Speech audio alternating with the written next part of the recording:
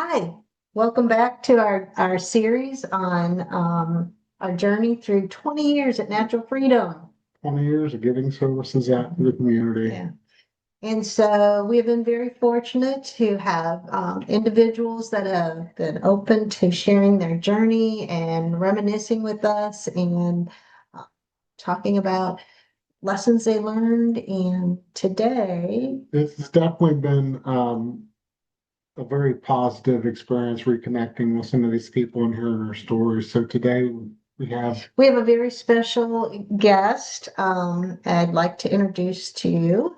And Charlie is here to share the experiences that they had as a youth. Now they're an adult doing some really cool things. I'm looking forward to this conversation.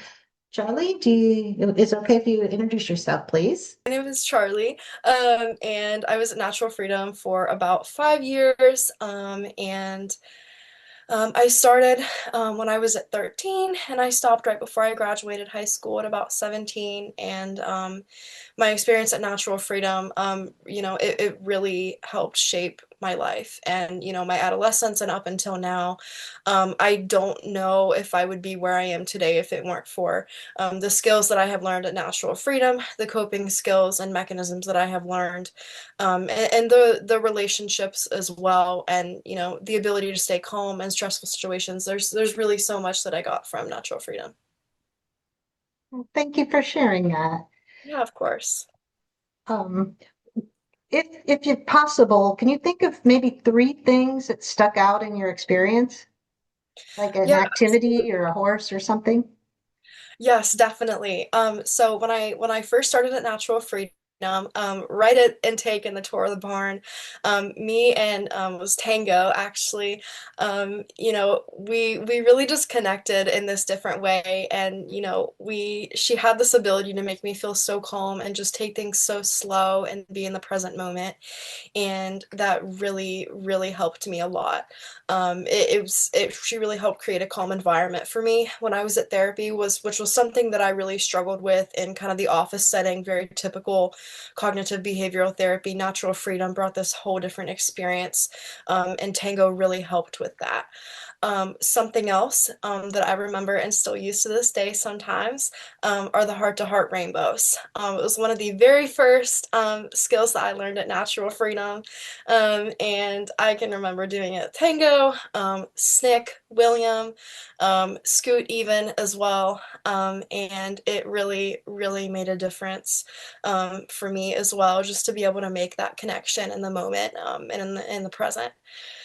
Um, Another thing as well that I can think of is just having the opportunity to lead the horses, with guidance. It really helped my confidence so much.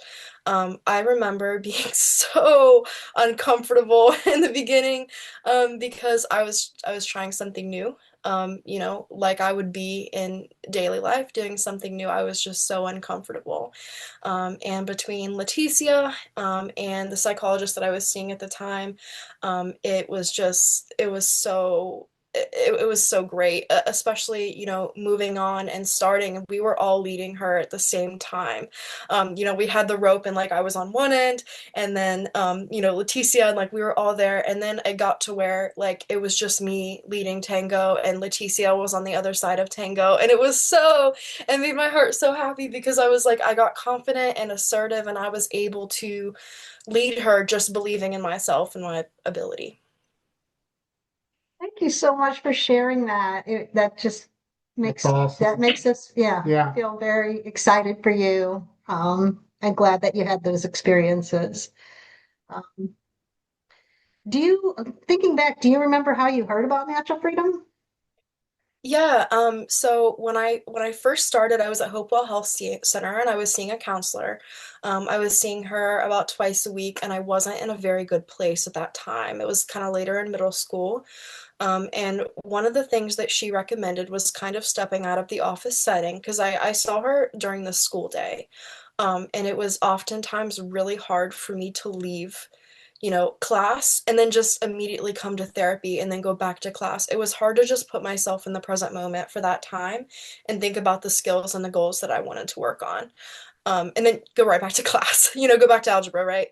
And so one of the things that she recommended was the equine-based therapy at Natural Freedom. And at first, I was really nervous. I was kind of unsure. I already had a lot of anxiety at that time, but I was willing to do anything that helped. And when I got to Natural Freedom and I did my intake and I saw just the space, the whole area where you're standing, kind of in the back of the house, like downstairs, and you're overlooking like the mountains, I was like, this is my place. This is going to be amazing. Um, you have answered most of our questions. Um, what is one thing that you would want others to know about Natural Freedom that maybe you haven't mentioned, or like if somebody asked you, what was one thing? I would say, if there is one word or, you know, I guess kind of, I guess describing phrase or anything that describes just the overall environment at Natural Freedom, it's healing. You know, people come to Natural Freedom, I'm sure, from so many different situations, and you just don't know. And the way that the staff approach things, from when you meet them for the first time to when you're coming session after session, they treat you like family and friends, and they treat you like, they just want you to be calm, and they want you to understand that, like, this is your space to grow. This is your space to come and relax and be one-on-one in the present with the animals, and just be just be and grow, and understand that this is a place to grow and heal and learn. That's a good way to summarize everything that you were saying. So I really appreciate those thoughtful words, and um, I'm very honored that you shared your story with us to be able to share with others. Uh, that means a lot to us, and it means even more that you are doing well, and you're able to use those skills, continue to use those skills in life. Of course. And I mean, it has made such a difference on me. There's things that I learned at Natural Freedom that I use in my daily life when I'm stressed. You know, um, Being able to just kind of, step outside into the hallway of a classroom and do some of the breathing that I did way back when I was, doing the breathing with Snick, and I was there with Snick, and, just being there and like grooming him and everything. Like, it means so much to me that, like, it just it's like it's a really great memory, really great. So thank you guys so much for everything. And yeah, it's made such a difference. I mean, I'm 19 now. It's been 6 years since I started at Natural Freedom, and I will never ever regret it, ever. So, Well, you are always welcome to stop by and see us. well, We're thank still you. here. Yeah, we're still here. And I'm so Well, glad you answered this call so we could hear about how you're doing now. And I'm so glad that it helped, and that you're spreading your wings and using the skills as you do. So thank you And guys it's a real again. positive, I think, for us to hear how well you're doing and the difference that you coming here has helped make. Sometimes we get busy in life and kind of give up those things. So it's good to revisit all that. So thank you so much. Yeah, of really course. appreciate it. Means a lot, really does. Well, thank you so much.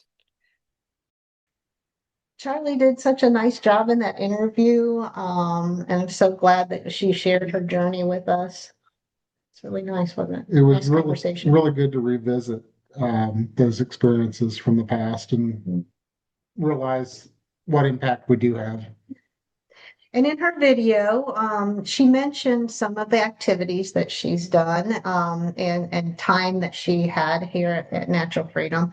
And the one she mentioned, or maybe more, was what we call equine-assisted psychotherapy or equine-assisted counseling, because the counselor was in the session with her. in the arena with the horse and a therapeutic behavioral specialist, or an equine specialist, they were also called. But we're all there together working on treatment goals. But that's not always the case. No, it's not.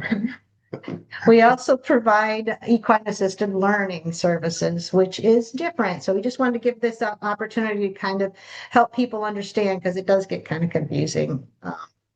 Equine-assisted learning services is when we're in the arena with the client and the horse, we being therapeutic behavioral specialists, uh, but the counselor is not physically present, but they have met before to determine the goals, the treatment goals, and what we're going to work on to address some of the symptoms that that they might be experiencing.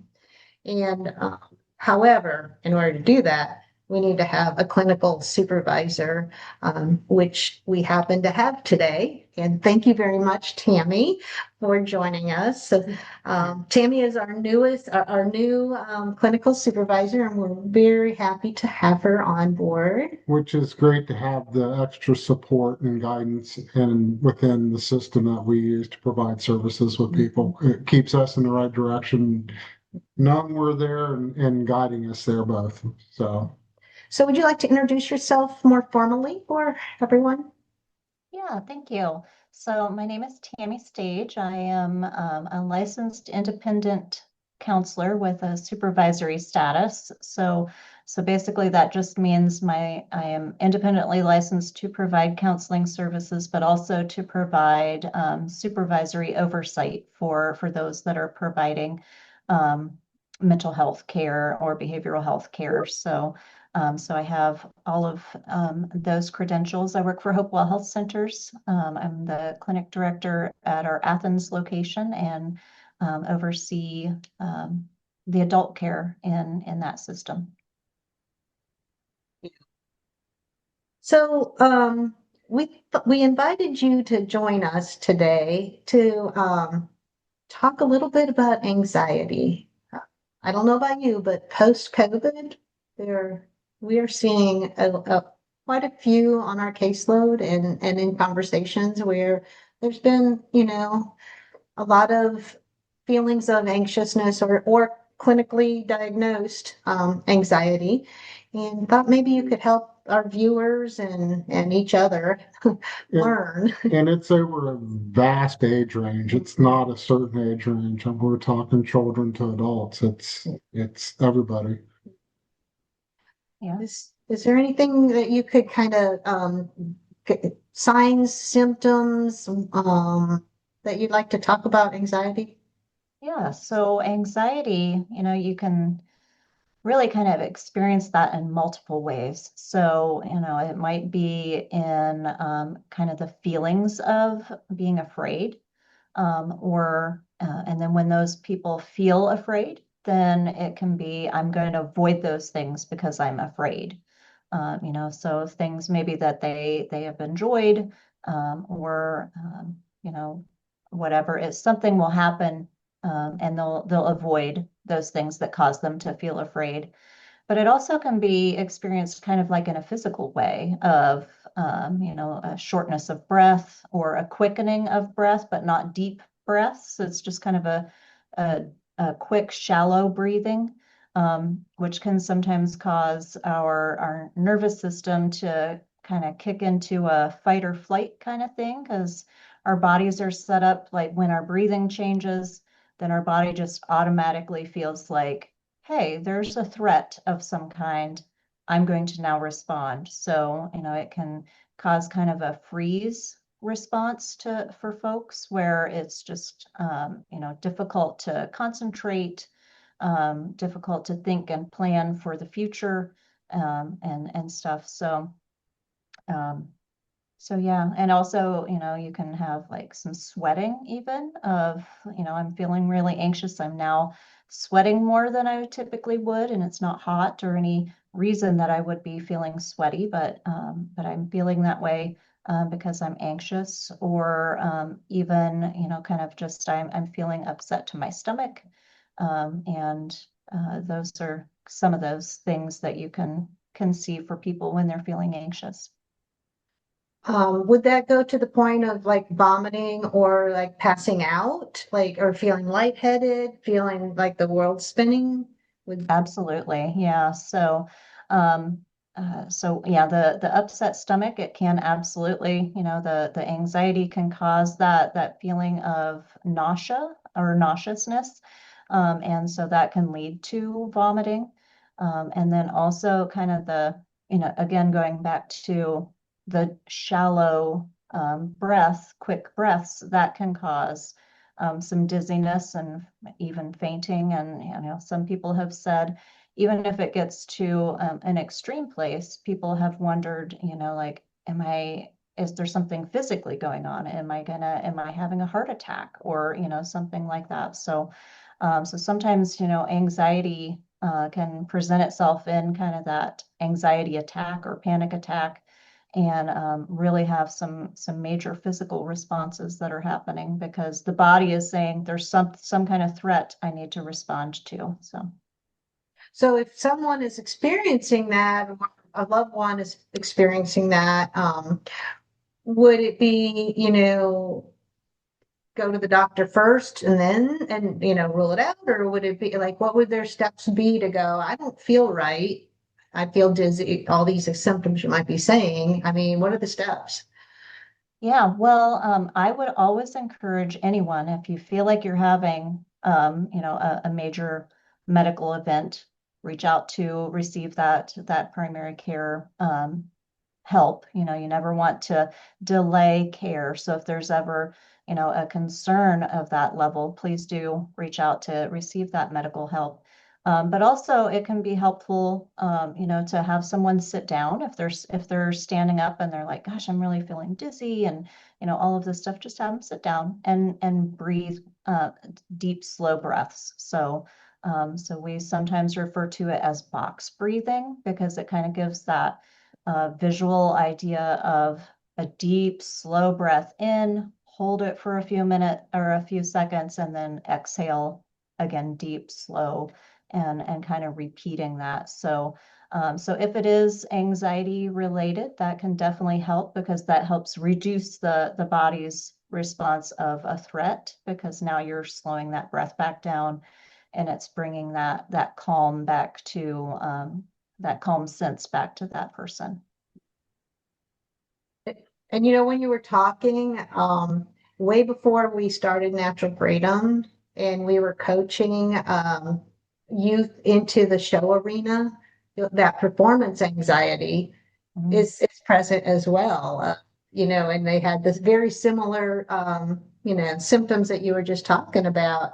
And we spent a lot of time with breathing way before we were even in this field. There was a lot of breathing, and there was a lot of when kids would get nervous and tense up on the horseback. A lot of them had to sing as they rode because they Oh, couldn't hold their core tight during that. So We didn't know what we were doing on the clinical end at the time. you had it, yeah. we knew what the results were. So yeah. Uh-huh.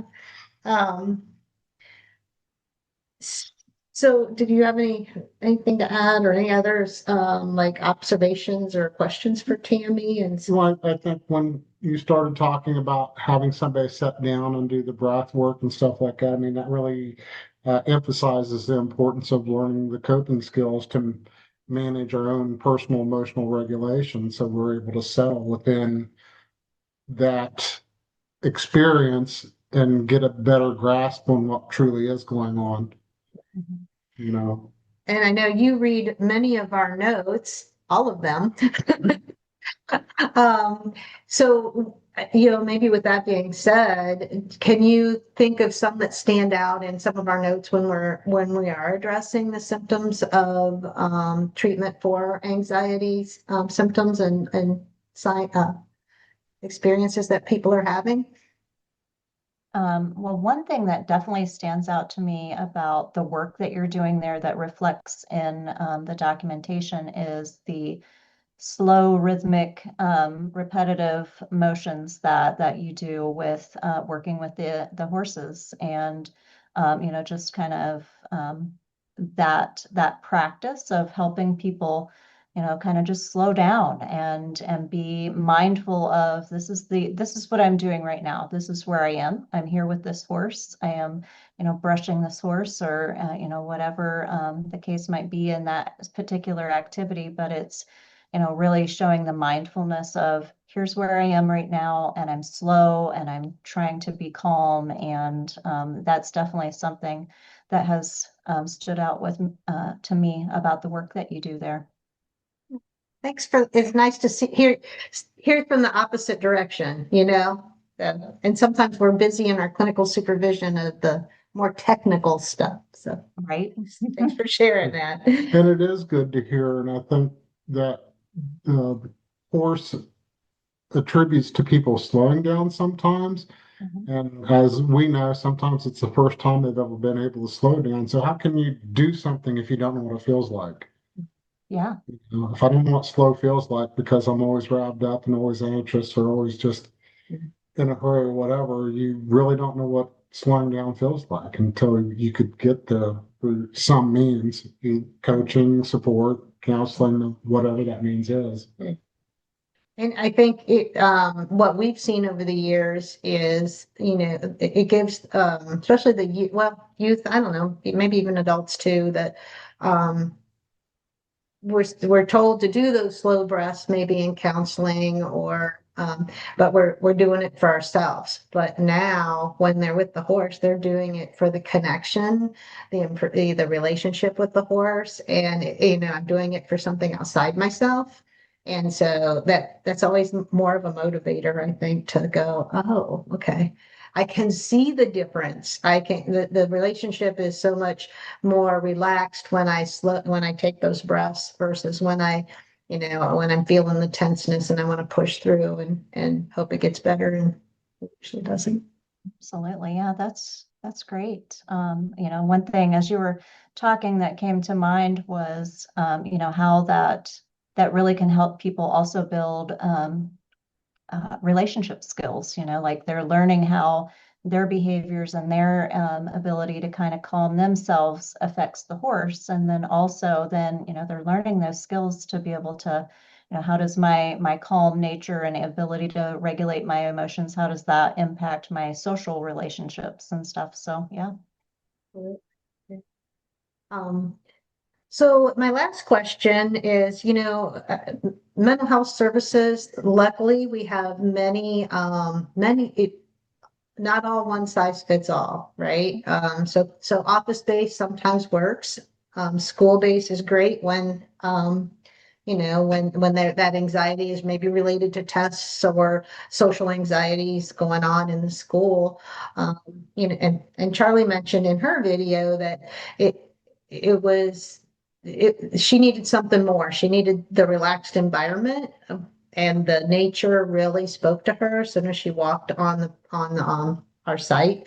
So I guess, somebody watching this, do you have any words of wisdom of how do we know what is going to be the best fit if we have identified that maybe we have some anxiety, we need to get some help, some extra support, but I don't know where to start, because really it's not easy. Yeah. Not Well, easy. a lot of times that first step is always the hardest step is just reaching out for help. And so one of the things we like to try to encourage is, really feel comfortable to say, maybe they reached out to a counselor and they're not finding that to be super helpful in a counseling room or whatever. Feel free to tell your counselor, I feel like there's something else that I need, or I feel like I need a different kind of counseling, or maybe I want to focus more on my trauma versus anxiety, or whatever the case might be. But helping um, we always do our best to try to help people feel comfortable in letting us know as providers, what is it that you're finding helpful? And, are you finding this environment helpful? And if not, then, let's explore like what other opportunities there might be to help you feel comfortable and get the care that you need. Because There isn't that one size fits all. It is, each person is kind of different. Each provider is going to be a little different in the way that they approach the care that they provide. And so really just, if it doesn't seem like it's fitting, just being open and being like, hey, is there anything else that might be out there? We as providers do our best to always want to encourage people, if the care and everything that I'm providing isn't working, then let's find something that can. So yeah, always just feeling comfortable and saying, I'm not even sure what all is out there, right? And like so, it might be just what is available to me as an individual, and what else can I try because this doesn't seem to be getting it, kind of thing. So anyone watching, feel free to be honest. You're not going to hurt anyone's feelings. It's going to be okay. Because I've heard that before. It's like, I'm not really sure. I don't want to hurt somebody's feelings by saying it's not working. And then we're like, hey, we know out here that, not everybody likes bugs and flies and hot and cold. And, it's not for everyone, and it's okay. It's okay. It really is. I know when we started 20 years ago, the excitement of being in this industry as coming through the equine portion into it. It was, you're excited, you want to be able to offer this to everybody. And 20 years later in this industry, it's important for people to find what fits them and fits their needs and gives them the support that they need to move forward. And they need to be able to speak up for that. And I know with anxiety and all that, that could even make that tough to do, but it's something that they also need to do. They need to self-advocate. We can only advocate for them so much, but they need to also step in and advocate for themselves and what they need to work. And I think I can speak for all of us. We just what's best for you, the client. So we're all here for you to lend a hand, go support you in your journey. But at the end of the day, it's for you. Absolutely. Yeah. Well, thank you so much for joining us, Tammy. Do you have any last words that you'd like to add, or I think you really did a nice job helping us navigate. Uh, Well, thank you. Yeah, I'm not sure that I would add anything. I think you all do wonderful work out there at Natural Freedom, and I just am happy to be a part of any of that work, and yeah, not sure that what else I would add there. We are so happy that you are on our team, and you're always, right there when we ask a question. We don't bother you too much, I don't think, but there's a Not at few all, ever. things that come up, rare things at this point. But we do appreciate your support and your knowledge and your wisdom and your experience in helping us make sure that we maintain the most professional service we can to our communities. And make sure that our service gets the people in the direction they need to be for their healing. So thank you. Until next week's supervision, we'll talk to you then. All right, sounds good. Thank you so Thank much. you. Have a good weekend. Wait.